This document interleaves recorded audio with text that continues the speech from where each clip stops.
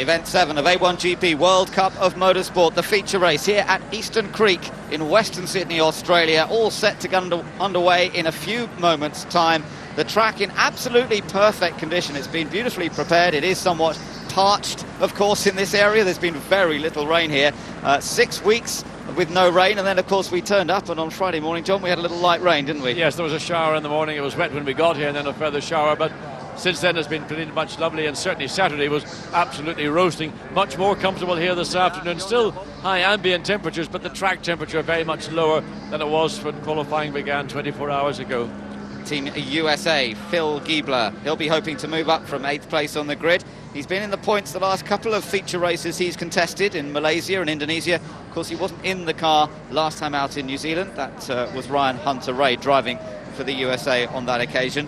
Seat holder Rick Weidinger using some different drivers in the American seat so far this year. Yeah, interesting. The difference in weight between Ryan Hunter-Reay and Phil Gibler was 15 kilograms. That's a lot of performance. So let's see how the teams do line up on the grid then for the feature race. It's Germany who will be starting from pole position, and they're looking to make it a double here as they did in New Zealand. That would give them 4 wins in a row.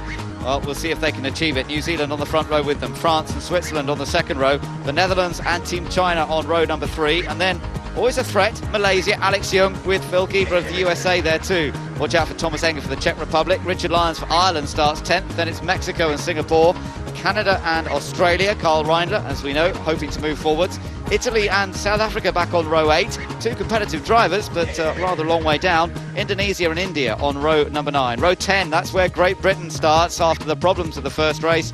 Pakistan, Brazil and Lebanon are behind Great Britain, but they're the only ones that are.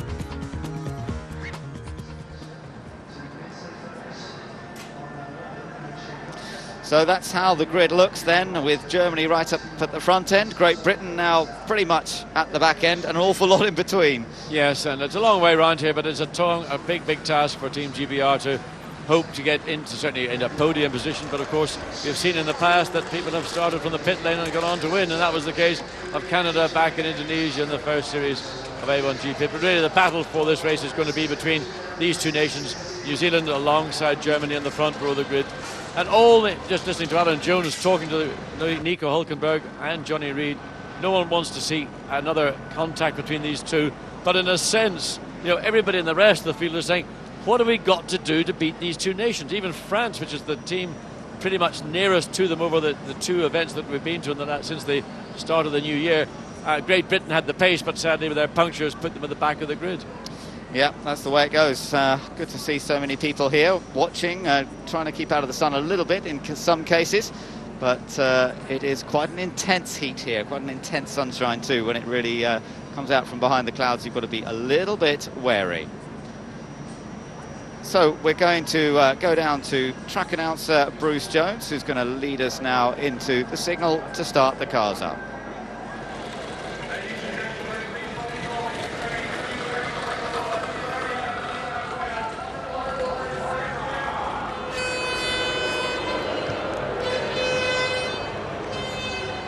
Gentlemen, for the pride of your nations,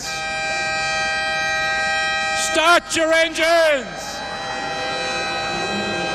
So the Premier of New South Wales, the Honourable Maurice Yemmer, gives the signal for the engines to be fired up, and they are done so. We've got the grid beginning to clear of even the last few mechanics now who have those starting systems. And it's going to be down to the drivers now, certainly for the first part of the race. Of course, the teams will have another part to play when we get to the pit stops. Yeah, very critical part of the race, that pit stop. Mandatory for everybody to come in, change tyres, get back out again. And that's where this race, so close between New Zealand and Germany. It could be Germany, it could be New Zealand that win this race. But never forget, they've got to get through turn 2 cleanly. We saw a clean start in the sprint race. Everybody got round turn 2 without contact.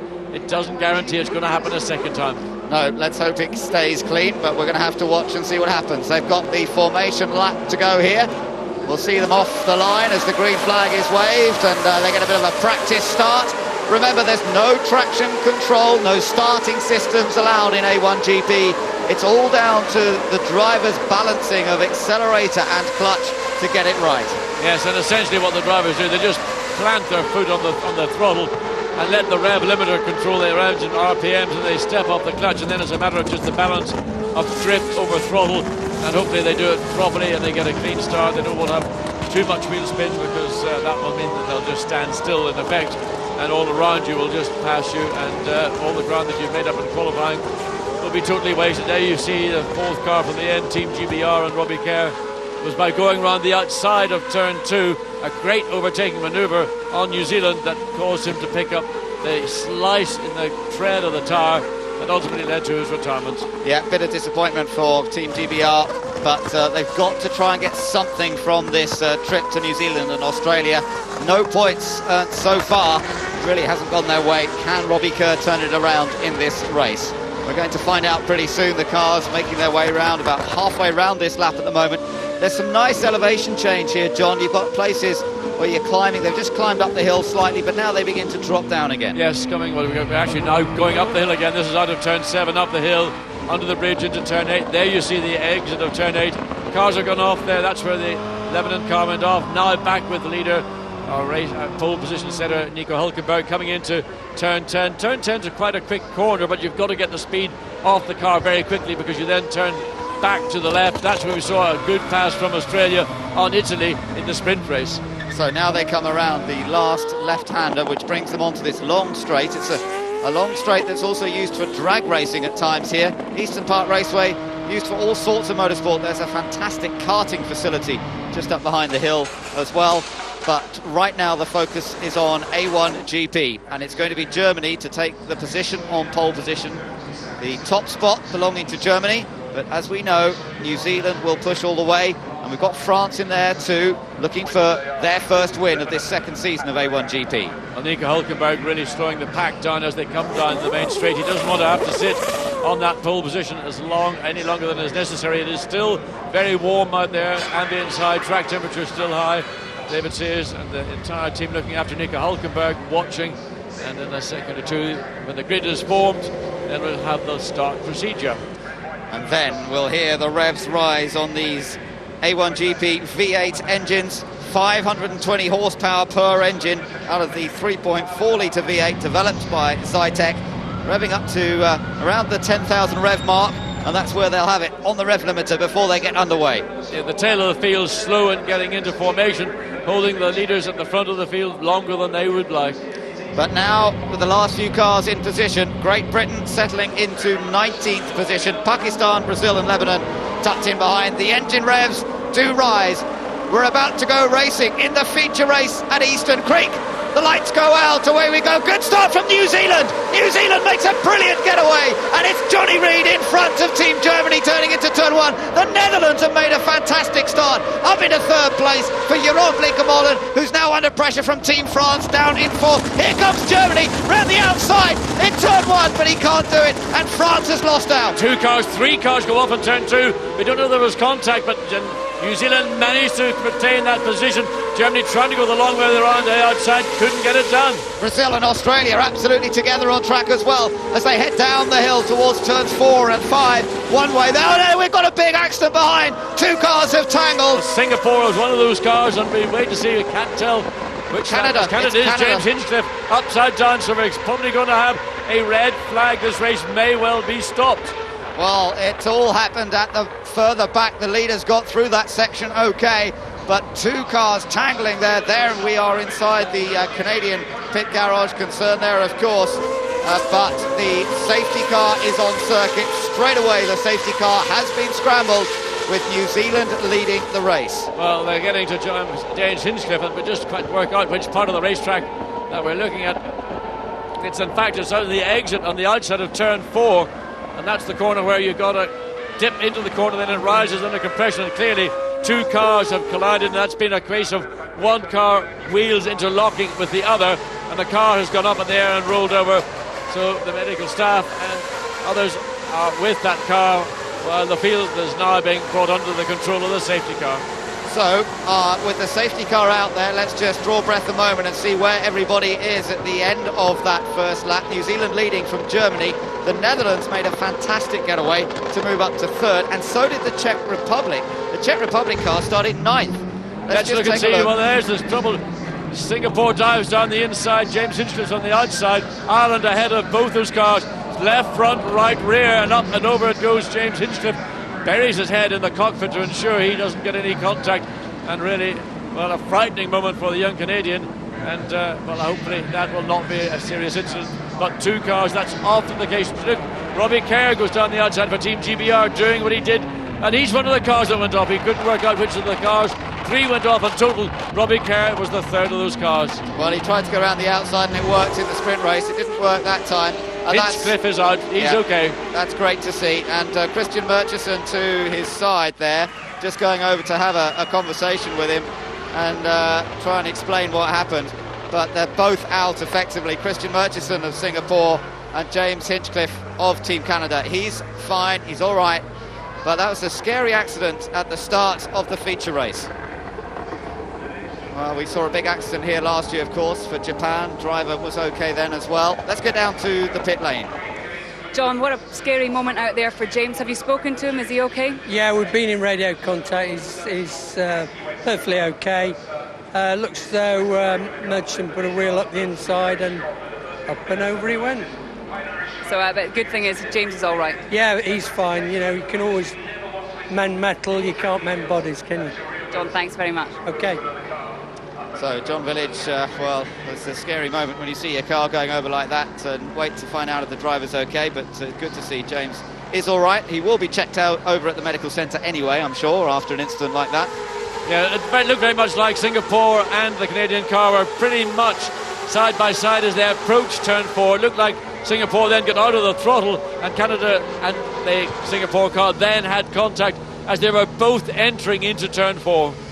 Yeah, so it's New Zealand that leads after a brilliant start by Johnny Reid. He just put the power down perfectly and Nico Hülkenberg had no answer, and despite trying to go around the outside at turn 2, it didn't work. Let's quickly run through the standings as you can see them being displayed. It's New Zealand, Germany, the Netherlands, Czech Republic, France in 5th, Switzerland 6th, Malaysia in 7th, China 8th, Ireland 9th, Indonesia in 10th. Good improvement for Ananda Mikkola. USA's lost out big time, they're in 11th. Brazil 12th, Italy 13th, Australia 14th, Lebanon 15th ahead of India, Pakistan. South Africa's lost out again, they're in 18th. Great Britain, as we saw, ran wide through turn 2, they're 19th.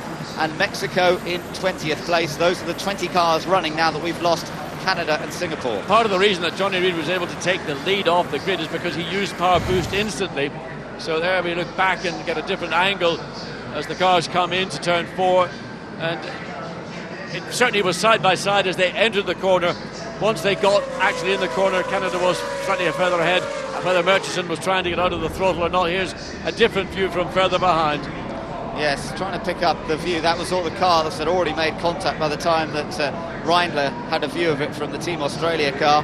Very difficult to see whether the Singapore car slid out. It did look as though he'd gone into the corner fairly quickly, but really very difficult to apportion any kind of blame. Well, there you see they're almost side by side, but one car's on the inside, the other car wants to get into the inside. So to me, the apportionment of blame is pretty much both drivers were in the same part of the racetrack, effectively wanting to get into the corner first.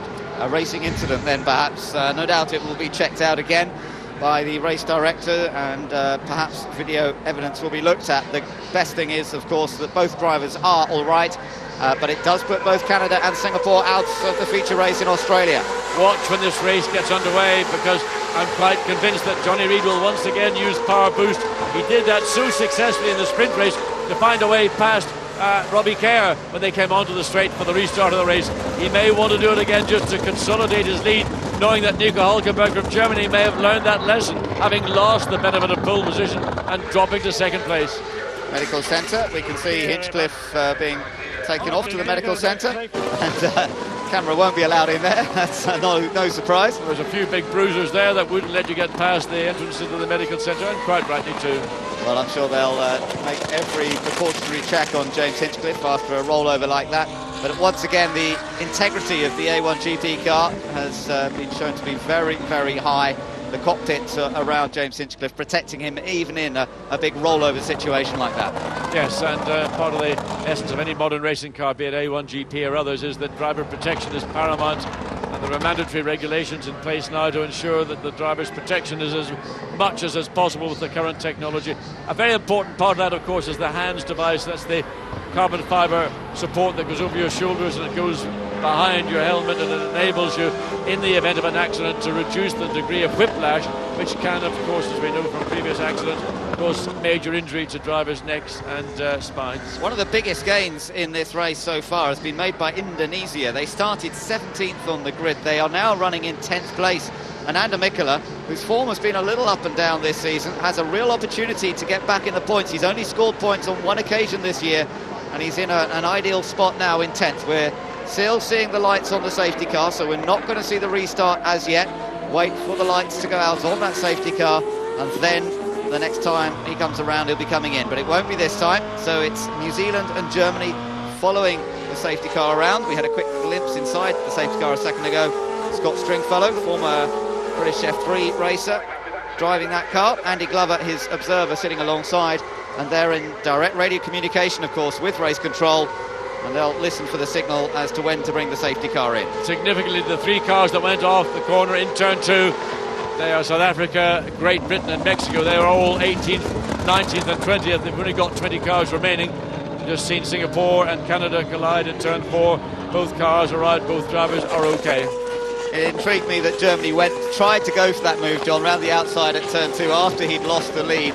I did wonder whether he was going to be one ending up on the mud and the dirt, but he judged it pretty well and backed off at just the right time. Yeah, it's a risk to take, and I think that Nico Hülkenberg realised that he wasn't really going to put a challenge on Johnny Reid. Johnny Reid is absolutely so focused on getting another race victory. He's desperate to get it in New Zealand. He didn't get it. He had 2/3. He's finished here behind his own teammate in the sprint race.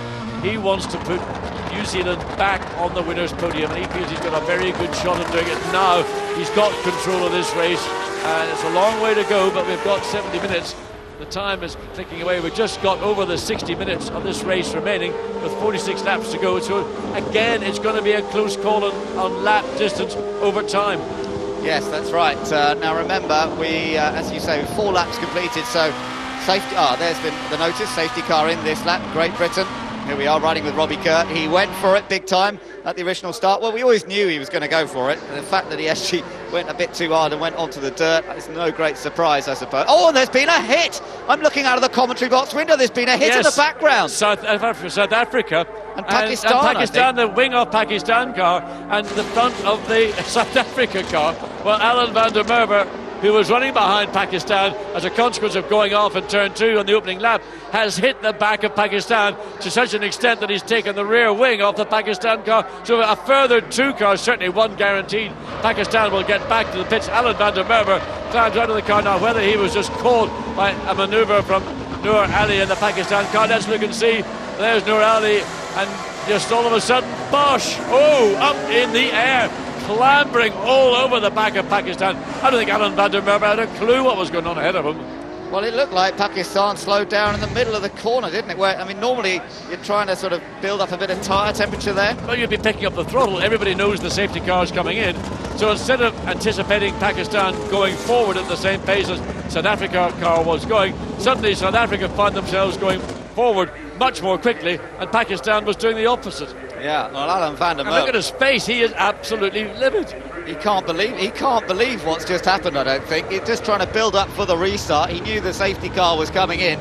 He was accelerating. It isn't in now. No, it stayed out there. It's going to stay out because we've got the South Africa car on the exit of turn 9, and that will need to be pulled away again to safety before this race gets underway. We were expecting the safety car to come in at the end of this lap. Now, there's Noor Ali's car, and Noor Ali will eventually watch again. This is a view from Robbie Kerr's car. He's a little 2 cars further back. There's the manoeuvre, and well, all one can assume is that South Africa accelerated at the point when either Pakistan backed off or didn't go with the pack. Very, very strange, yes, very odd. But the net result is a very badly damaged South African car, so I'm afraid Alan van der Merwe now won't be playing any further part in this. That's 3 cars out of this race already. Singapore, Canada, South Africa. The rear wing's been taken off the Pakistan car. He's got to come into the pits, surely. They may well be able to replace the rear wing. He's going to lose time, but they may well be able to get him back out onto the track. but it is all over for South Africa. Oh, absolutely. I don't even know why he's staying out, other than he's just keeping on the lap, which he is entitled to do. But with the damage to the rear of that car, there is carbon fibre which has been damaged. In my opinion, that car should be brought in, because it is possible that parts of the car which are damaged, carbon fibre in particular, could fall off and again cause another tyre to be sliced, as was the case with Team GBR in the sprint race. So really, I would like that Pakistan car to be brought in. It should be black flagged and brought in and repaired in the pit lane, not allowed to run at the end of this chain. Now he's coming in. Yeah, he is coming in now. Let's get down to the pit. Simon Hill has news for us. Mike, obviously very disappointing. Has Alan radioed in and told you anything about what happened? Did Alan radio in and tell you what happened? Very noisy down there, just as the cars go past. The question that Mike was, did Alan radio in after the incident and tell you what happened? No, he never radioed at all, so we're not too sure. You know, you can see what we saw. That's all we know. Thanks, Alan. So Mike Carroll there, looking after things engineering-wise for Team South Africa, along with the team. But Team Pakistan into the pits, I wonder, they're obviously going to push it away.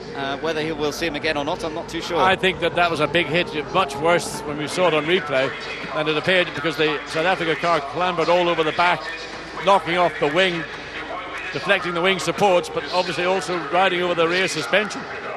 And I would be most surprised if this car is able to be repaired. And there's again what happened. Look how it gets over. It literally clambers over the airbox, damages that in the process. The issue would be, apart from the obvious damage to the aerodynamic and the bodywork part, is there any damage to any of the mechanical parts in that car? So that's two incidents today that we've seen cars riding over each other's wheels. That one was a much slower speed, but again it launched a car pretty effectively up into the air. For some reason they're all intent on running over each other this weekend. Safety car is coming in this lap, so let's hope we get a clean restart this time. So we've had a race so far. We've had 6 laps, of which I think only 1 and a bit have been racing laps. That's right.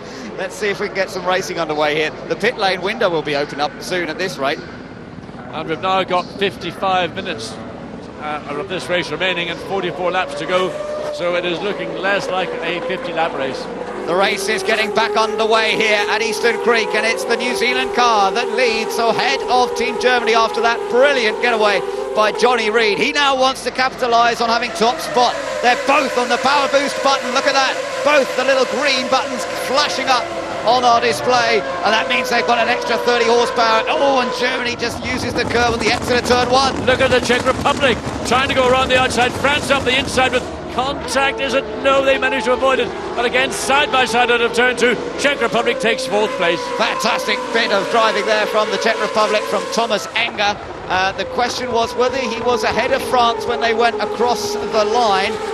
So he's going to have to be wary of that. There's a possibility he might have been. You get penalised if you are ahead of the car in front of you before you cross the line. But at the moment, that was a good move completed by Thomas Enger. 3rd for the Netherlands, Jerome Flickermolin, looking comfortable out there in the orange car. And this could be a good result for Team Netherlands. You're riding on board with Germany now, though, chasing New Zealand. Well, it'll be a cool young German head. He's not going to get flustered or pushed into doing something too early, too soon. He knows that Johnny Reid used the power boost button at the start of the race. Nico Hülkenberg didn't, and that was the reason why New Zealand were able to get ahead of Germany. They both used it at the end of the straight, the restart. And of course, after 6 to go for New Zealand, 7 to go for Germany, they'll probably be on it at the end of this lap as well. Great Britain trying to make up those places, of course, from the back of the field, and trying to get past as many cars as possible in a short space of time. We'll see if he's got past anybody as he comes across the line this time.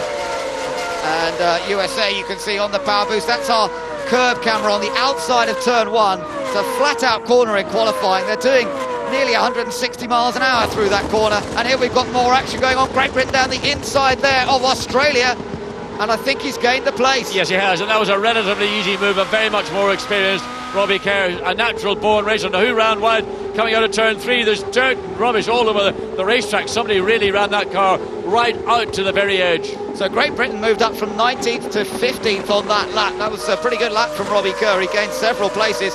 He's got past Australia, and now he's got Indonesia to try and get through. Indonesia, I don't know what happened to Ananda Mikula. He'd gone very well originally, but then he dropped out. Australia's got a drive-through penalty. Well, that must have been because they overtook before they got across the start-finish line. It is an absolute no-no to do so. You can do it at the start of a standing start, clearly, or in the rolling start, clearly, but not after a safety car deployment. We're into the first opportunity for pit stops coming up with 8 laps completed, 42 to go, and the first teams to make pit stops obviously getting ready, as you saw in Germany. And I think also Team GBR is preparing for that pit stop. Look at the Netherlands diving down. Now, Netherlands made up ground on Germany because they were later on the brakes coming down to that line. Germany was a little bit more cautious. Jerome Flickermolin charged on as Ireland having a battle of their own further down the field. Yeah, that's with USA. It's now for 5th because of all these cars coming in. It's completely changed the top order, except that New Zealand still leads. Now, battle in the pit lane here. And Nico Hülkenberg for Germany. They've got a bit of a slow... And the left front is the problem also. They're not getting that left front on cleanly. The car now is off the jacks. But a long stop, good stop for the Netherlands, but it is Germany that gets rolling. There's the Netherlands, so it wasn't any advantage to the Netherlands to make that charge down in the pit lane just before the line. So a good stop by Team Germany in the end. The Netherlands a slower stop. We've got Canada and Singapore, the 2 cars that went out of this race earlier on, under investigation by the stewards. No surprise there. They will review the evidence of that incident. There is our race leader. He now has a huge lead because a lot of cars behind him came in the pits there. It means that Czech Republic is now 2nd, France is 3rd, China 4th, Ireland 5th, United States in 6th, and Great Britain now up to 10th place. Did not actually come in then. So Great Britain running behind Indonesia and Ando Mikela. That's not going to be any walk in the park for the British driver. Quicker, much quicker through turn 11. The Indonesia car doesn't have the balance, doesn't have the grip, but now Robbie Kerr has lost that initiative running into turn 11, and the gap once again opens up as Johnny Reid for New Zealand is in. So, and the rest of the field, Czech Republic and France, with Ireland the 4th of those 4 cars. Effectively all of the front runners coming in the early opportunities here. China is still out there, and China takes the lead now. China leads the feature race in Australia as new tyres go on the New Zealand car. That is crucial. They've saved a brand new set for the pit stop. Now, how quick a stop is it going to be? It's pretty rapid. Where is Germany? Germany's just heading down the straight here. I can see Germany. Germany's going to take the lead. It is. Over, all over. Oh, yeah, that was great lap by Nico Hülkenberg. A great stop by the German crew. Slightly faster than New Zealand, 32.5.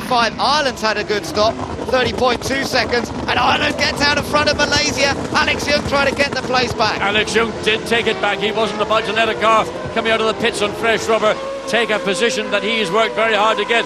Richard Lyons, he could have been a bit harder about it, but again he was decisive in deciding, I'm not going to make an argument about it right now. Malaysia has yet to make a pit stop. Malaysia has also been in, so that was actually maybe an error of judgment on Richard Lyons' part. Yeah, he'd been in a lap earlier though, so he was up to speed, wasn't he? China leads this race. China from the United States now, 1st and 2nd, because they've not made their pit stops. There is Ho Pin Tong, who have finished a fine 6th in the sprint race, but China are now leading, and I'm pretty sure, John, that's the first time that China's led an A1GP race. And that car looks extremely good. Car was very, very stable coming through turn 1, rode the bumps well. A lot of confidence here for China. As you see Team GBR into the pits, Robbie Kerr. Is this coming? He's been in, or is he had to stop? He's coming in to make a stop. Yeah, USA in as well. So USA now out of 2nd place that they were running. Means that Indonesia is now up to 2nd. Crucial stop.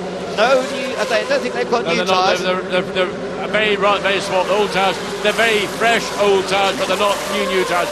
Good stop for Team GBR. Robbie Kerr hoping he will make up positions, but he sees the field going by, and that was. Does he get out behind? Is it the USA or France who gets out behind? Look at this lot up ahead. Malaysia, Ireland, and then Switzerland and France all battling. Right. And the USA running directly behind. So those 2 blue cars. Switzerland also under great pressure on Loic Duval as they come out of turn 3. Now, it's almost a certainty nobody's going to take a risk going down the inside into turn 4, because we saw the consequences of that at the opening laps. Well, this is interesting. France obviously lost out a lot on the pit stop. I'm surprised they're so far down. They obviously had major problems on the pit stop, did Team France. Switzerland must have had a slowish stop as well, because they've dropped further down the order than expected. Malaysia's gained time accordingly. We'll get the total running order when they come back across the line this time. It'll all settle down, but China is still leading this race. That's the key fact at the moment. China and Lebanon are the only two nations yet to stop. Indonesia's come in literally at the end of this lap, but the rest of the field right now behind, it is bunched together, USA, Great Britain, and it's changing literally as the computer clocks at every lap. So at the moment, China leads, as you say. Of the stoppers, Germany leads that group, from New Zealand, the Netherlands, the Czech Republic. France gets alongside the USA, coming down on the France is not on power boost. Interesting. Switzerland was, and Ireland not. So into turn one, of course, if you lift off the throttle at all, it disengages that power boost. Now defence from France. Trying to go around the outside at turn 2 isn't going to work for Loic Duval of Team France. He's currently running in 12th place and battling here hard with the United States. Great Britain's in that battle as well.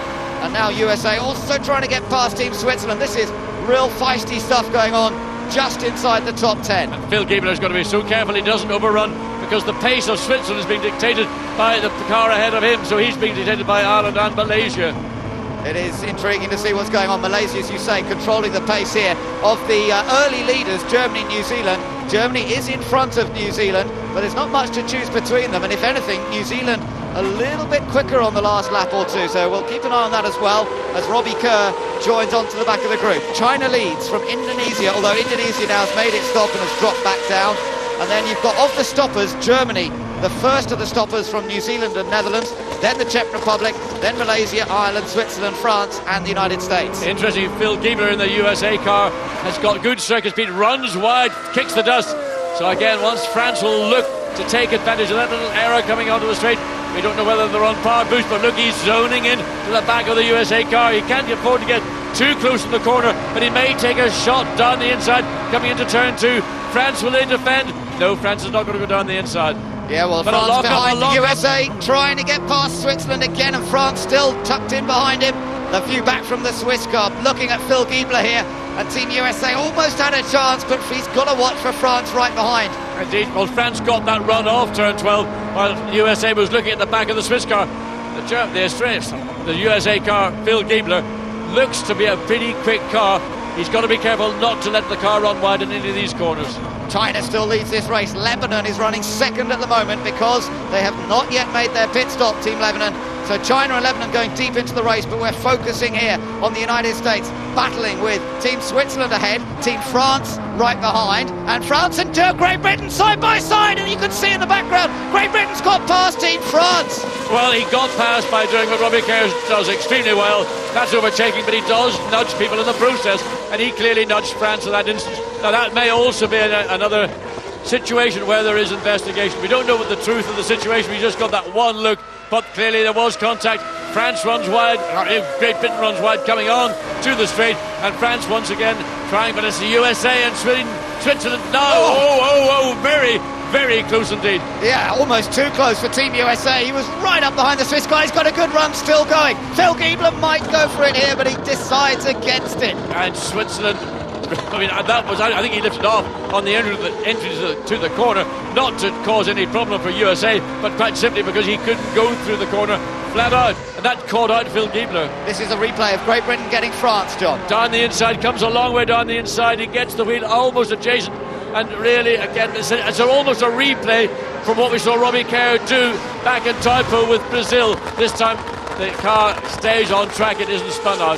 So that puts Great Britain into 11th place now, behind USA. USA here running in 10th, Switzerland ahead of them in 9th, obviously. We've got Ireland and Malaysia just a bit further up the road than these guys, but it's still very close. You can see Ireland, the bright green colours, certainly hounding the Malaysian car, but it's Great Britain now pushing Team USA. Yes, and this is going to be an interesting situation. We know how aggressive Team GBR are. Phil Gibler's been trying to find a way past Switzerland. Robbie Kerr wants to come up with the momentum and sweep past certainly one of these two cars. He will have to certainly use power boost to do it. He's got to have a good exit off that corner, but it looks to me like again USA are the car that have got the advantage. Can they pick up the slipstream coming down the straight? But be wary that Switzerland will lift off on the entry into turn 1. It's very close as they go through the 160 mile an hour turn 1 corner, running right out to the camera in the curb there, flashing past. But USA has got to keep an eye on his mirrors because Robbie Kerr, Great Britain, might be there. No, he's not. We wondered if he'd got alongside, but not quite. And Switzerland still ahead of the two of them. and then Ireland that little bit further up the road, and France hasn't given up this hope of reclaiming the spot from Robbie Kerr either. Well, I think he's probably smarting from that little slap he got on his right rear tyre. Nevertheless, Robbie Kerr's car beginning to show signs of oversteer coming out of turn 5, climbing up into 6 and 7. So whether there's a car imbalance, we saw that prior to the tyre problem that he had in the sprint race, that was due to a puncture. On board with Team USA once again. Keep an eye on the mirror. You might see Robbie Kerr. This was where Robbie Kerr made the move on Team France a lap or two ago. Doesn't make the move there on Team USA. There is your race leader, lapping consistently quickly at the moment. It's Team China, but now Lebanon has come into the pits. Has he? Yes, Lebanon into the pits. So China now the only car in the race still running that has not made its pit stop. And China enjoying this moment out in front of the field. A great drive from Ho Pin Tong. Robbie Kerr on power boost as he comes down the straight. He's dropped back from the rear of the USA car. I think there's something not quite right with that Team GBR car. It started to show indications of sliding. Look at the USA's pulls out to try and fill the mirror of the Swedish car. Swiss car. The Swiss car, yeah. Sebastian Buemi there, desperately trying to hold on to things at the moment. Behind him, Phil Gibler for the United States, then Great Britain, then France. Behind them, this little group, we've still got Brazil, Italy, Indonesia, Mexico, India, and Australia. Australia running at the back, really, of the cars that are still running, so they're not having as good a time as they had in the sprint race. Plenty of work to do for Karl Reindler, but there's the race leader. It is Ho Pin Tong, but not for much longer. He makes his pit stop. Well, he did what he had to do for China. He got their car at the front. Regrettably, because of the battles going on behind, he didn't get much of the benefit from the TV cameras. We're now back with race leader. Back to Australia, of course, they had that penalty. They had to do a drive-through, I think, for possibly overtaking before they got across the start-finish line. Yeah, that's right. That's why Australia is so far back. Your new race leader is Germany, with New Zealand not far behind.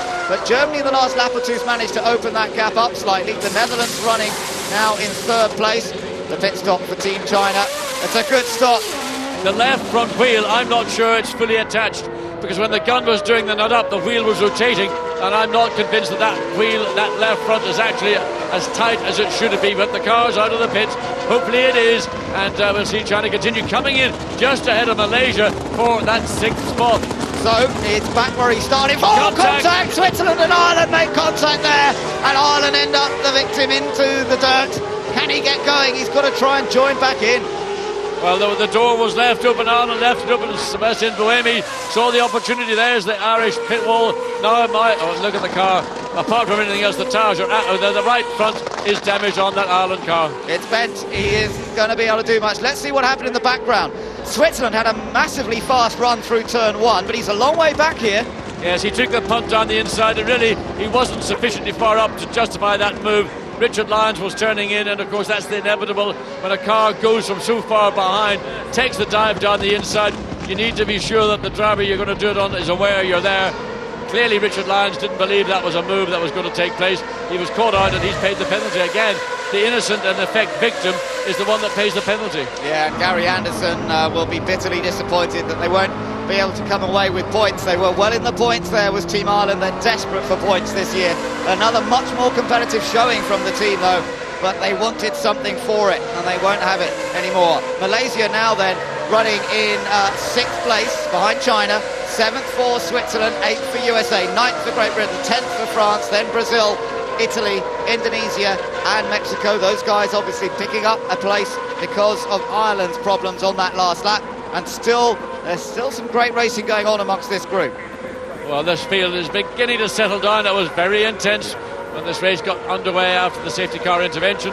Things after the pit stops are just slowly calming down. Still a long way to go, 32 laps or 39 minutes. So it's going to be certainly 39 minutes will determine the duration of this race, not 32 laps. Interesting to see how China gets on in the remainder of this race. Their tyres will not do as many laps because they've made a later pit stop than all of the others. So by the very end of the race, it could be that China will have a car that's capable of going more quickly than those around it. China running in 5th place now behind the Czech Republic, ahead of Malaysia. Yeah, but just under 4 seconds is the gap between Czech Republic and China. So Ireland finally makes it in, and that's going to be another disappointment. Hands at the right or the left rear of the car, there is damage there. Looking round, the suspending gets it all over. on maybe the toe link on the rear or the top arms and the rear suspension. We thought there was some damage to the front suspension as well. So Ireland again unlucky with a strong showing from Richard Lance here this afternoon. Well, Switzerland still in that group. That was the car that made contact with the Team Ireland entry. There's Italy. Italy currently running in 12th place. Toccocello had a spin in qualifying yesterday. Switzerland locked up a bit there. Yes. Almost gave a chance for USA. Yes, unfortunately Phil Gibler and the USA were not really in position to take advantage of it. The lock-up came really just at the point of entry to the corner, so no opportunity for any advantage to the USA. And the youngster driver Sebastian Buemi still under pressure from the USA. The USA's car still looking very good, particularly at the end of the straight. The car looks the more stable of the two. Interesting looking at the lap times as we focus on this bunch. The fastest car on track right at this precise moment is Team China, because they had the new set of tyres. They made a late pit stop and it's going very quickly at the moment, but it's just shatteringly disappointing for Team Ireland. Every time they get themselves into a better position, that something goes wrong. Look at how close China is to the back of the Czech Republic. This, John, is for 4th position. And this could easily be an overtaking, but look, get so close to the back of the Czech Republic car as they come up into turns, where are they? Onto the straight. On the main straight, out of turn 12. So will there be any power boost? China's on it. It's coming up alongside, but will he get alongside? Will he take the corner? He has. What a well-executed manoeuvre. China over the moon with that pass. What a pass, and look at the team, the reaction from the team. He's got past one of the most experienced racers out there, Thomas Enger for the Czech Republic. He's used his tyres brilliantly. Clever strategy from China, making a late pit stop, and it's really working for them. Yeah, that lap was a 1:21.9, and that in reality was his fastest lap on the set of tyres. The previous time was, I think, from the best he had done prior to his pit stop. And look, Netherlands isn't far up the road, John. The gap to the Netherlands is not much. So now, what's Mexico and there's something going on behind? Well, Mexico just goes off track up at turn 11, and that looks to be a sort of a lone goal, you might call it, for Salvador Duran, who's not enjoying the success that he enjoyed 1 week ago in Florida when he won the 24 Hours of Daytona. Shake of the head from Piers Maserati there.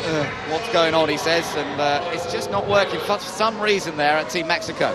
But here's the guy who's now got a bit of a problem on his hands, quite possibly, because Team China is closing the gap to the Dutch car, and after an effective move to take 4th place from the Czech Republic last time, now there's a potential podium finish on the cards here for Team China, and they've never done that before. So let's see if anybody's going to use power boost.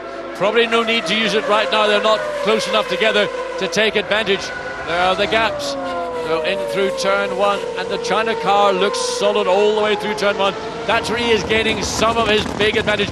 Closes up to the back of the Netherlands car into turn 2. Much more experience from Jerome Flickermolin than we're seeing from China. Nevertheless, if you've got the speed, you've got the pace, and you've got the spirit, which is clearly right now what China's got in bundles, it's inevitable that they're going to make a punt somewhere to get past and take that 3rd place. Oh, it's getting nervous down there on the Dutch pit wall. Rob Arnott there, race engineer, with the shades on. You saw his delight when Hopin Tong got past the Czech Republic car, but can he now find a way past the Dutch machine? Oh, this could be a long, hard-fought-out battle. And of course, the ironic thing is that Hopin Tong for China has spent most of his life in Holland. And he speaks English with a Dutch accent, and now he's trying to get past the Dutch car. Well, he certainly was aware of Jerome Flickermolin, but watch how he gets himself into position. Be neat, clean through these final 3 turns, and then use your power boost, use your speed. You can carry the speed down the straight. You may not get past at the end of the straight, but you might put yourself in position into turn 2 to get the job done. Jerome Flickermolin, watch his head going one way, then the other way, both on power boost, coming down the straight. China. Defence, that's right, but China's going for it, trying to take 3rd place from the Netherlands. Will he go round the outside at turn 1? What a manoeuvre by Hopin Tong of China. That's the best move we've seen here all weekend. That's the best move we've seen all year. That was absolutely stunning. Talk about bravery. Well, whatever the award for bravery is in China, you only give them 10 of them, because that was something we've yet to see in A1GP. A pass around the outside in a flat-out 6th gear corner, and he's done it, and it didn't even, not even without a blink of an eye. He had to cut back aggressively because Flickermolin probably had to get off the throttle, which gave the momentum to China as the consequence of that defence. And there you see how wide Flickermolin runs on the exit of the corner.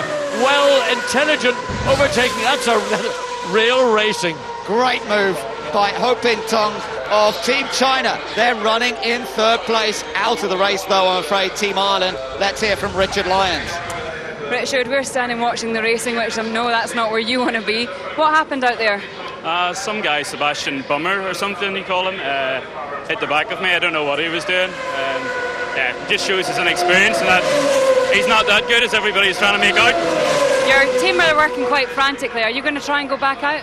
Yeah, it'd be nice to go back out there and get a point for them if we can, and just also for the fact just give the guys a bit more morale. We want to finish races, and unfortunately, as long as we got dickhead Swiss guys out there, we're not going to. Richard, thanks very much. Cheers. Well, I mean, Richard just said to his son, I know you're disappointed, but unfortunately, Sebastian Buemi, well, we've seen this happen in a number of events in A1GP. The perpetrator of the crime is the one that gets away with it, and the innocent victim is the one that suffers. The reason that Richard Lyons is going to go back out is because they can run fresh tyres, they can pump fuel out, and they can go for the fastest lap of the race, and that, of course, is worth a single point. Yeah, but they've got to get the car fixed fairly quickly to still be allowed to do that, so we'll see if they get him out in time. Australia here battling with Lebanon. They battled in qualifying together, these two, and now Australia's caught the back of the Lebanese car and trying to find a way past. Karl Reindler versus Alex Khatib. Well, this could be entertaining because Alex Khatib clearly saw Australia closing in his mirrors and went to the middle of the racetrack, denied Australia the inside line, and very wisely, I think, Karl Reindler decided to back off because Alex Khatib is young, he's inexperienced, he's got speed, but probably he's not as predictable as others. Well, the Australian fans want to watch this one closely, but there's a big group of Lebanese fans here in Australia. There's a big Lebanese community, and there's some of them with their flags. They want their car to stay ahead, obviously, of the Australian machine. But that Lebanese car moving around quite a lot. Just taking a look there at the Australian pit wall. Pursed lips from Alan Jones, looking to see where the opportunity may come. Well, I think Karl Reindler is being very, very apprehensive about making a move, certainly coming from behind, particularly to dive down the inside into turn 9. We did see Robbie Kerr do that with France, and in the process of doing so he did damage the French car by bumping into it. So Karl Reindler doesn't have that experience, doesn't have that skill in overtaking, so he's waiting to find a place. He thinks he might be able to get not down the straight, he's too far behind, but maybe again into turn 2. Both have a few power boosts available to them, flashing past their pit box and then into turn 1. The Lebanon car a little bit wide. This could be good for Australia if he can get the inside line. No, that's covered by Lebanon.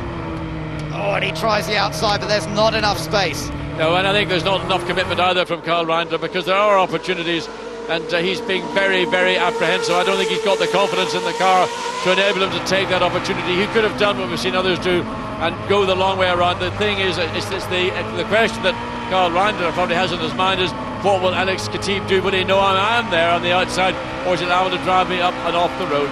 We're a little bit over half distance here at Eastern Creek in the feature race. Germany leads New Zealand by 3.1 seconds. Third place, Team China. Fourth, the Netherlands.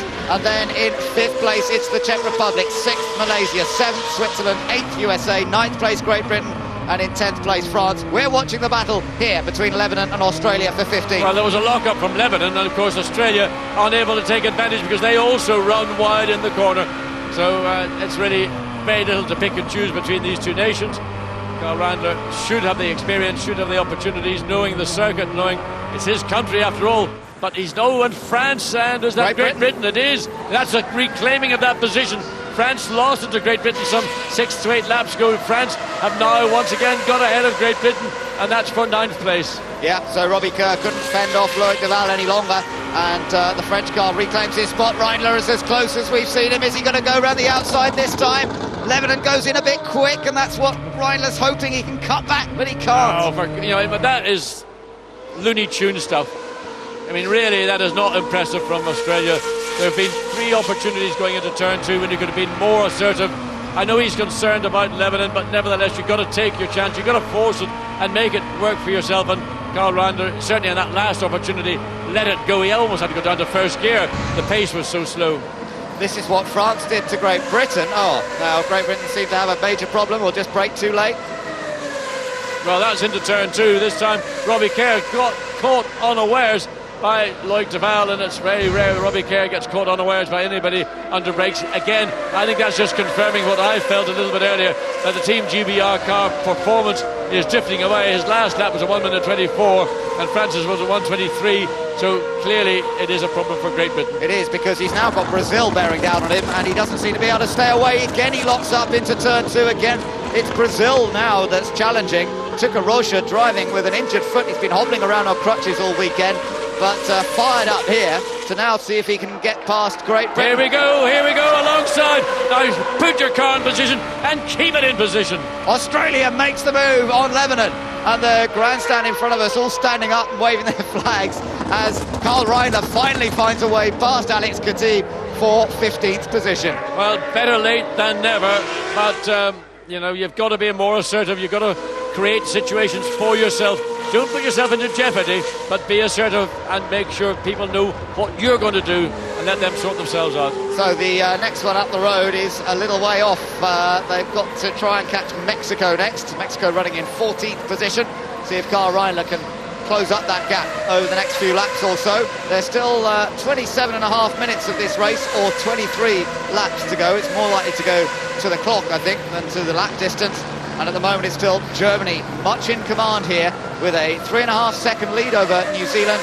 The group here we're watching involving the likes of Malaysia in 6th, Switzerland in 7th, USA then in 8th, and France in 9th position. So here's this pass from the head-on shot. Perfect slingshot coming up behind Lebanon, moving around, but Australia gets up alongside. The cars aren't, that's not moving because the driver's making it, the part of circuit there is actually very, very bumpy. The car tramlines. Alan Jones says, I like that one, my son.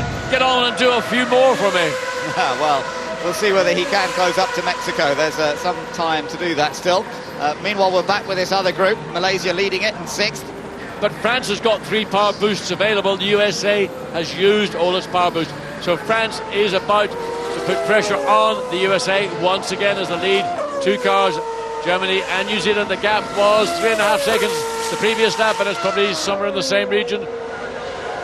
3.2, it's closed marginally. That might be due to traffic or other factors we're not aware of. Team India will be lapped fairly soon now by these 2 race leaders. Parthiv Suraswaran, who's driving for India, but there is Team China running in a very, very solid 3rd place, and now lapping at about the same pace as the 2 leaders. So he's lapping at the same pace as Germany and New Zealand, give or take a 10th of a second, and he's pulled well away now from the Netherlands in 4th. Yeah, he's got 5-second advantage, but this is the battle that's going on in the midfield. France with power boost to spare, and they're trying to find a way. Of course, USA again getting caught behind Switzerland, coming into turn 2. France going to go the long way around. Can he? He's not far enough forward to make it stick. The red, white and blue cars battling away here. United States versus France it is now, and France very nearly took advantage of that. Loic Duval has showed himself to be a pretty hard racer, but potentially this is going to be the first race he's done in A1GP, but he's not going to be on the podium. Let's just take a look back at that. Well, Sébastien Buemi is one of those drivers who seemingly can put his car in the part of racetrack that the USA wants. France thought, I see what's going on, I'll take the long route around, but not able to make it stick. So he's going to have to try again as the tyre wear becomes more and more of a factor, and the car setup determines whether those tyres will last the full race distance. We might see some changes here. Looking back from the Swiss car once again, Sébastien Buemi driving for Team Switzerland, just ahead of Team USA here. We're up to the final few corners of this lap. They'll be coming around this time to complete 29 laps. The race leader has already crossed the line, and it's still a 3.5 second advantage for Nico Hülkenberg for Team Germany, as Germany looks to further consolidate its point lead in A1GP World Cup of Motorsport. France, well, we don't see any power boost being used by any of these 4 cars as they come into turn 1. A little bit of a breathe for France, and once again everybody settles down, just consolidating, waiting for the opportunities to arise. Again, pressure coming from France on USA. USA just drops back from the tail of the Swiss car. The difficulty when you get so close to a car for so long, you get fixated on the back of that car, you lose your momentum, and also you can forget about what's going on behind you and get caught short as a consequence. There's no doubt the French car's looking strong though at this stage in the race, and Duval is the one hunting down the United States car, and it's going to be tough this for Gibler not to make just a little slip up and allow some space for Loic Duval, because Duval looks very determined here, very fired up. He's been given the confidence and the green light that he will be in that French car for the rest of the season, and he knows that he has now got this opportunity to shine, but he's got to show he can overtake people as well as be fast. Well, a little lock-up into turn 9 from the USA, nothing to be worried about. Now the steering wheel is being prepared for one of the, I can't work out which team that is. Czech Republic. They've got a problem, they've got a misfire or something. That's the only reason they would have a spare steering wheel available in the garage. Maybe make a quick stop to cure a misfire. That's the problem. They're running 5th at the moment. I wonder if they're going to drop back into the clutches of Malaysia. Actually, there's still a reasonable gap between them of some 3 seconds between Malaysia and Czech Republic. And then you've got this group just after that. So it seems to be running okay. But the last lap for the Czech Republic, a 1:24. So it's about a second off what he has been doing. Here's a chance. No, it's not. And he went wide as a consequence. He tried to get a run on the USA, but he was again too far behind. The consequence was he ran wide, but he comes back very quickly through turns 3, then drops down into 4. So again, France on the attack. Again, the United States is able to defend and hold position in 8th place. France in 9th, Great Britain still in 10th place. They seem to lose momentum for a while. Had Brazil catch up, but then since then Great Britain's just managed to maintain the gap over Brazil, and so far so good. Great Britain at least may still score a point or two from this trip down under. Back with France chasing the United States, looking down from the helicopter here as maybe there's a little chance. Nope, into turn 9. That was where Robbie Kerr got past the French car earlier on, but Loic Duval of France decides not to risk it just right now. So this battle going on for 8th place right now between the USA and France. France seemingly unable to capitalise on any of the difficulties that the USA has, because they're also being in effect spoiled by the Swiss car. But Buemi capable of running quickly on the parts of the racetrack where it really matters to consolidate his position, and the USA seemingly unable to do anything. They've got no power boost left, so if they do get close to that Swiss car, they probably will have little chance of getting past on sheer speed terms. A little bit of a lock-up. I think that was from Switzerland, but I don't think it caused him any major dramas. No, he got through the corner neat and tidily. And Team Switzerland running in 7th place. He's had a run of top 5 finishes, has Sebastian Buemi, if you take New Zealand and here in Eastern Creek into account.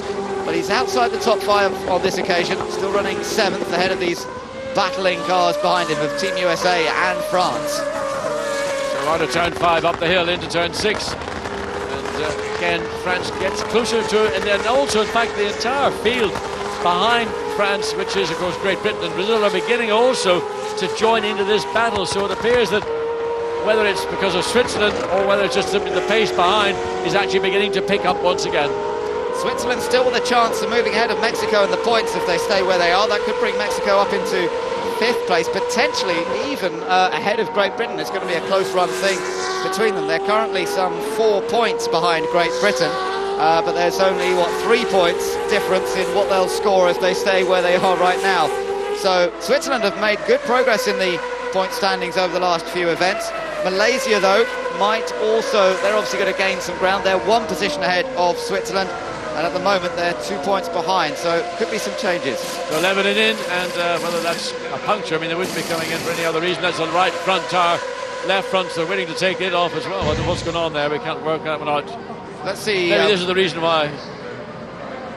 Well, he drove off track, but was there a problem that caused him to drive off track? I think so. He was going pretty slowly. He was going very slowly. I thought maybe he had picked up a puncture, but whatever it was, the car, they're working on the right front suspension. Maybe that's the consequence of earlier incidents.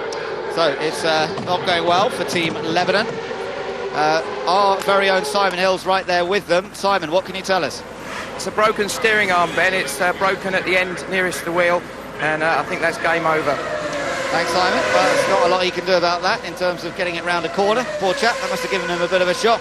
And so it could well be over for Alex Khatib and for Team Lebanon after a spirited battle with Australia. Australia, meanwhile, are running 15th at the moment, still a long way behind Team Mexico, so no real prospect of them improving on their position. Let's just ride on board here with USA. We've got the telemetry up and running, and you can see where he's on the power, how much he's on the brake, where he gets onto full throttle now as he comes out onto the straight. Yeah, interesting, they're using 3rd gear for turn 12, so quicker corner than it might look when you see it on the map. Down the straight, he's got no more power boost to use. France behind has got some to spare, but again the gaps have spread out between Switzerland, USA and France.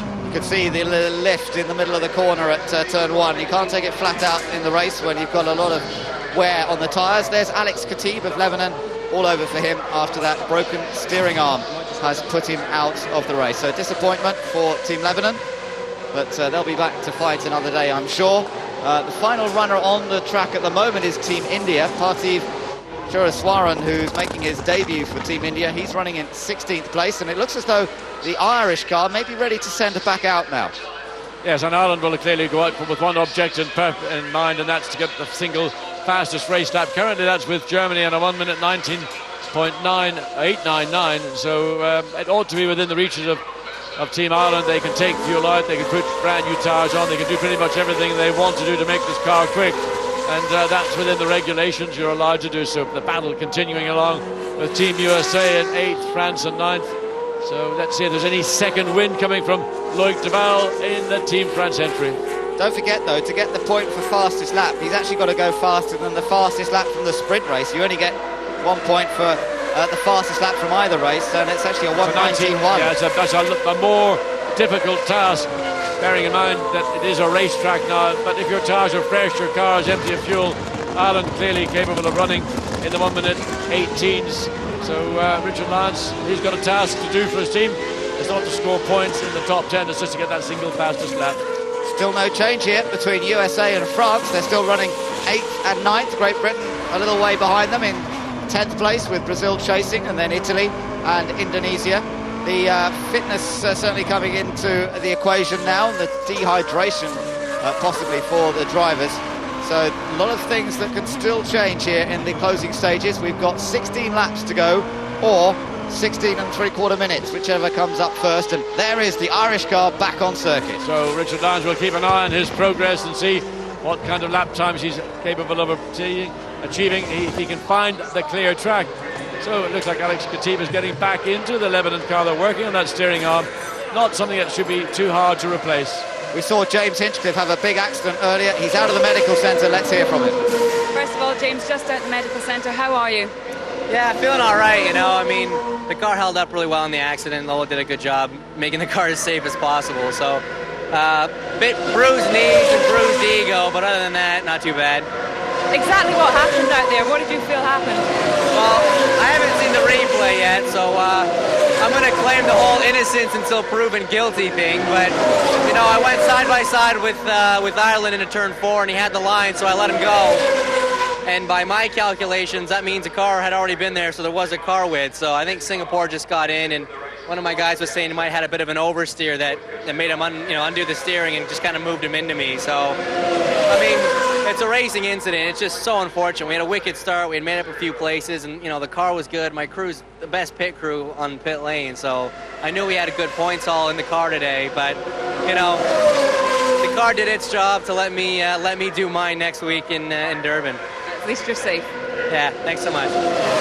So good to hear from James Hinchcliffe there, and nice to hear him pay tribute to the engineers at Lola, who of course design all of these A1GP cars and build them to such exacting standards, and it's protected him on this occasion, and he'll be ready to race next time in South Africa. Well, here's the lead car, John. He's having a splendid time down here, isn't it? Nico Hulkenberg, the New Zealand car, virtually not in sight. In fact, the gap's 4.6 seconds. They've been actually very evenly matched throughout this race, but Hulkenberg gained it on the pit stops. Yes, and we don't know why, because New Zealand had the advantage before the pit stops cycle began, and it was Hulkenberg and Germany that came out ahead of New Zealand. So clearly either it was a slow lap in and out for New Zealand and a stunning lap in and out for Germany, or there was an issue in the pits which we weren't able to pick up. But Nico Hulkenberg right now really running his pace off that of this man Johnny Reid. So every time Johnny Reid makes a surge forward, Hulkenberg responds, and he's really ideally keeping the gap between New Zealand and Germany between 4 and 5 seconds, and whatever Johnny Reid does, there's an immediate response from Nico Hulkenberg. Yeah, so it's turning into a bit of a lonely race. What about the gap back to China? Well, it's another 13 seconds back to the third place car, which is the Chinese car, and this is a real story to celebrate. We've been looking at a different podium finisher, but to possibly see, and we've still got some way to go, but to possibly see China take their first ever podium finish in A1GP That would be truly exciting. Well, there'll be a lot of very happy places around the A1GP paddock. I can assure you that we've got a nation as large, the largest nation in the world, China. Potentially we shouldn't shoot our mark, because there's still quite a long way, 13 laps or 13 and a half minutes to go, and it's going to be 13 and a half minutes is going to come the sooner. But it looks a very solid third place for China. They're now 6.5 seconds ahead of the Netherlands and gradually pulling away. Looking down over this Switzerland, USA and France battle, and you've got the traces there. Both France still flat through turn one. That was impressive. USA had a little lift, you could see from the telemetry. And look how much France... He's got it, has he? Oh, No. France really caught up to USA. Well, he's shot down the inside again. Phil Gibler for the Team USA car is driving off the back of the Swiss car, but France is driving to get past both of them, and Phil Gibler was very nearly caught out by the speed of the France car under brakes, almost got down the inside sufficiently to put himself alongside the USA, but in the last millisecond he had to back out of it. Well, that was close. Let's take another look here. How far back was he? A long way back, and that's the best part of 25 metres, and he just gets up almost right front, left, rear, and wisely just gets out of the throttle as America then comes across. So could have seen contact, but both drivers doing a strong job and accepting that both race cars need to have room to work on the racetrack. Well, they both got through there safely, and Duval's going to have to think of something else, but that was an interesting challenge. Malaysia still running in the points in 6th place, and this is a more solid points haul potentially for Alex Young and for the Malaysian nation. Struggled in practice sessions here, but this is more like the sort of pace we would expect to see from them. They seem to have had a pretty solid race car. He's always been able to maintain that gap over Team Switzerland, but he hasn't really been able to close up hugely to the Czech Republic. Though saying that, there's 3.6 seconds between himself and Thomas Enger, and if Enger has got any little problems, then maybe that gap will come down further. Again, France very, very quick into turn two, really shuts down the gap between himself and the Team USA car, but then once they accelerate out of turn two, then that gap naturally opens back up again. But that is where the France car and Loic Duval clearly have the advantage also if they can go through turn one flat. They just have to put themselves in position coming out of turn 12, that little bit closer to the back of the USA car, to really use the advantages that the France car appear to have. I just saw the Irish car come back into the pits, so they went out and they've come back in at fairly short order.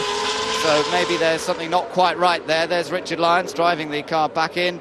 And is he parking it up? Yes, he is. He's going to have it pulled straight back into the garage. Well, there's obviously more wrong with the car than the team are able to see in that your brief look around the car. So back on board with the USA, Phil Gibler still stuck behind the Swiss car, young Sebastian Buemi. France again not able where it counts to get sufficiently close to the USA, and then all that good work that he puts in at the end of the straight into turn two really evaporates by the time he gets back up to turn 12.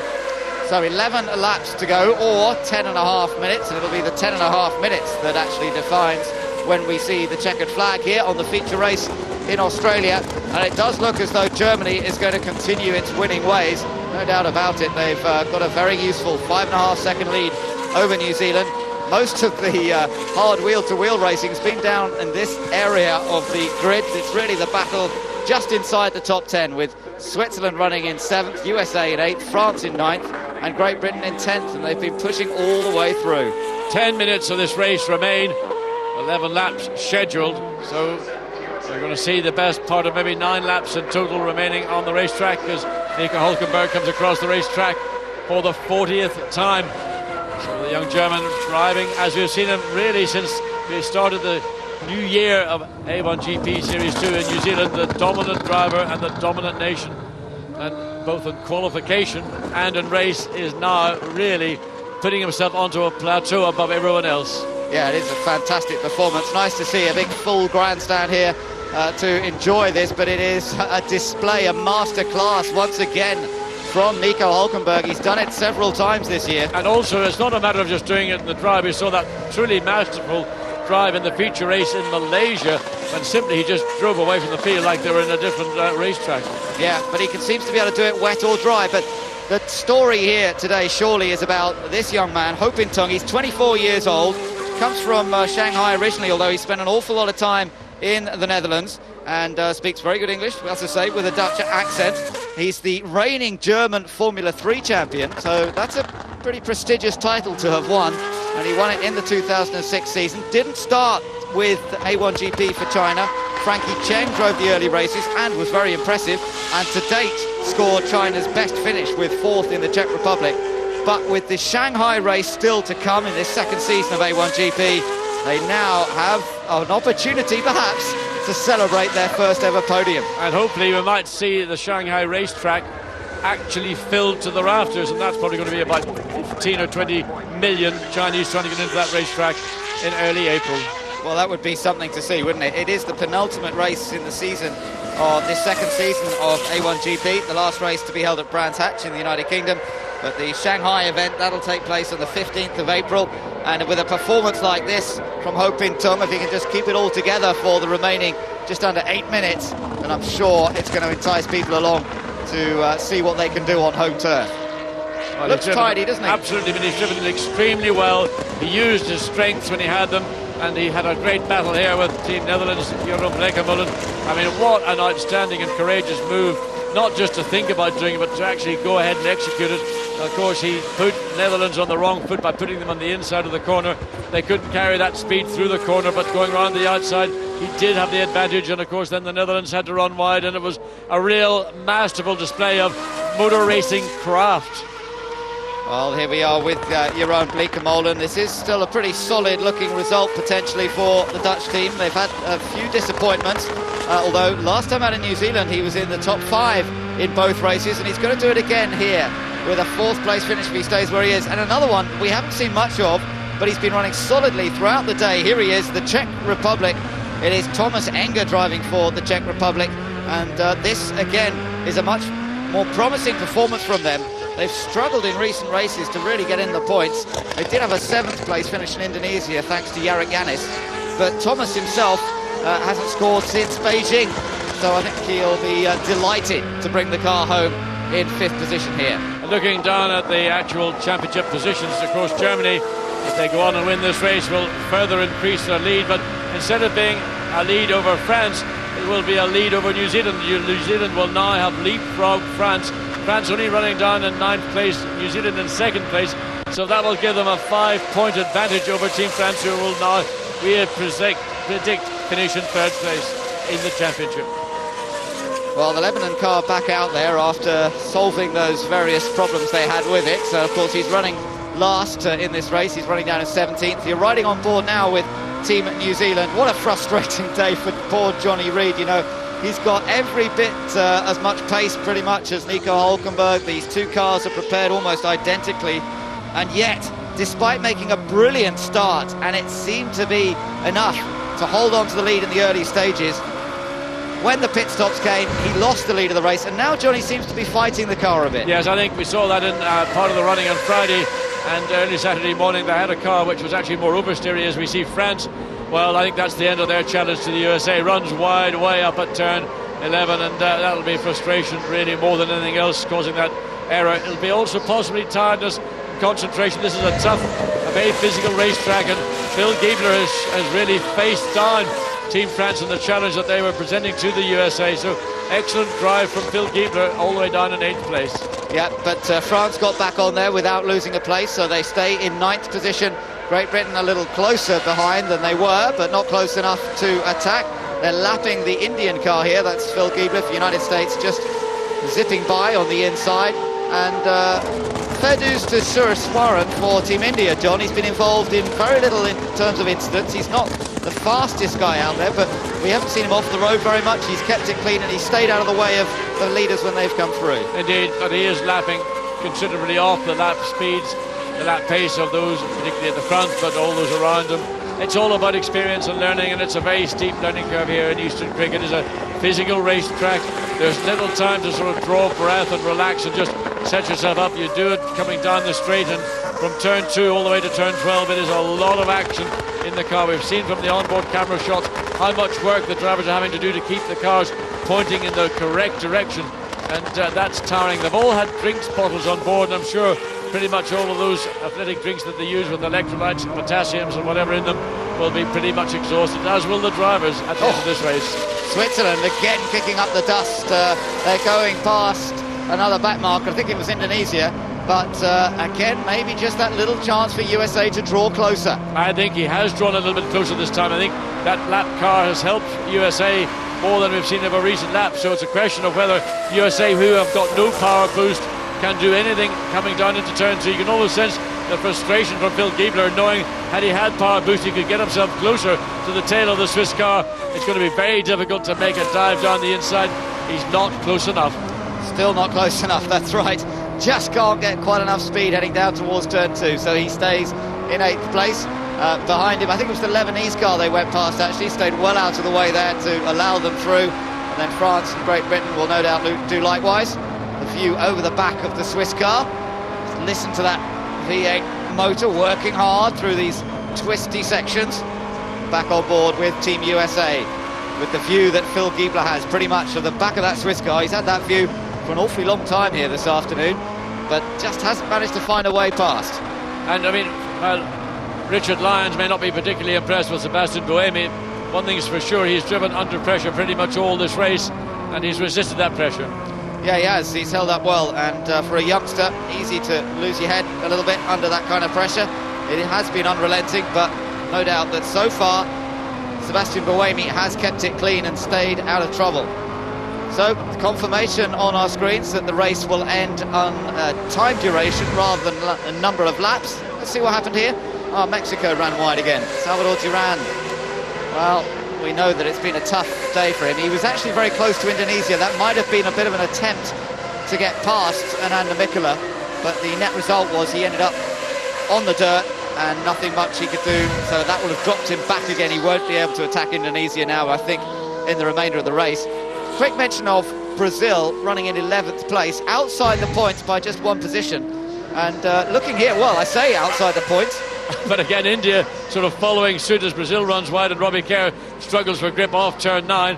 So while we're looking at India, really there's a bit of battle going on just from Brazil and Great Britain over that final points position for 10th place.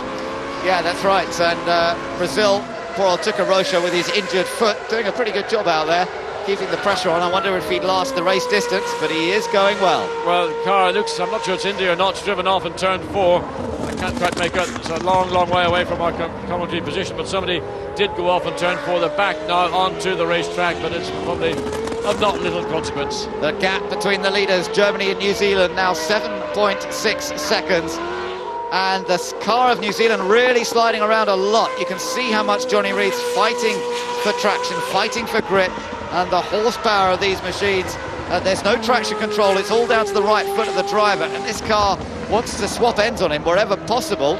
China going a bit steady there, John. Through turn 2, I think he's okay. And it's difficult to judge turn 2 because you're so off the throttle until you can actually see the exit of the corner, and I think that was just a little bit of cautious driving from Ho Ping Tung to make sure that now that he's within sight of the end of this race, that he does get that 3rd place. Now, is the checker flag going to beat Hulkenberg to the line? It's going to be quite a close run thing here to see whether Germany gets across the line before the checker flag comes out, and therefore has to do one more lap of racing. He's coming out of the final corner now, and I think he'll have one more lap to go. Yeah, he'll just get across the line, and then he'll see the check. There's the checker flag is out. So the checker flag is come out, but I think this is the last lap.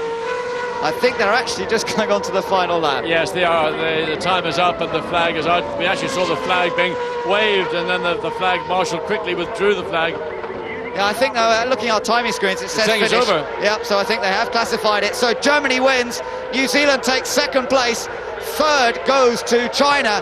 What a brilliant result that is for Team China. Their first ever podium finish in A1GP. The Netherlands takes 4th place. 5th will go to the Czech Republic. 6th goes to Malaysia. And 7th, after holding off the advances of those behind him, Switzerland. 8th for USA, 9th for France. And the final point will go to Great Britain. A brave drive by Robbie Kerr, but ultimately he couldn't move up any further. Brazil takes 11th, Italy 12th, Indonesia 13th. And they should be followed home by Australia, Mexico and India. But once again, for the 4th time in a row and for the 6th time in total this year, Team Germany takes the win. He's still pushing. He didn't see the checker. The checker, I'm sure, came out after he'd gone across the line. And he's probably doing the right thing. And the team is probably saying, keep going, Nico. Don't back off until you've definitely seen it. Nico Hülkenberg wins for Team Germany. Now he can punch the air. Now he can enjoy the moment. He's taken all 4 wins down under. He's beaten everybody. He's further extended Germany's lead. And I tell you what as well, he's just earned more money as a driver in A1GP than any other driver has done. He's earned $1.5 million just this season as a result of his performances. And but look at the reaction of the Chinese team. Oh, that's magic. Absolute magic. What a result for Ho Pin Tong, for the Chinese team, for the seat holder, Mr. Liu Yu, who was recently named one of the top 10 most influential businessmen in China by the country's Smart Fortune magazine. And he has put so much effort into this A1GP effort, and it has been rewarded with a podium finish here for Team China. But there are... Post Motorsports, let's take a look then at the confirmed. Look at that, a huge lead over Johnny Reid. Nico Hülkenberg then taking that win by 6.756 seconds. Ho Pin Tong, absolutely superb. I'm so happy for China. That was a great drive from him to come through onto the podium there, their highest ever finishing position. Jerome Flickermolin, well, being outdone by the Chinese, but that's still a good drive from him into 4th place. Thomas Enger, again, after qualifying, didn't look like he was going to be anywhere near like 5th place. Alex Young, 6th. Sebastian Buemi in 7th place, somewhat controversially, if you remember the comments from the Irishman. Philip Gibler in 8th place. Good drive from Phil Gibler, working very hard. Luc Deville only down in 9th place. Robbie Kerr 10th after all that effort.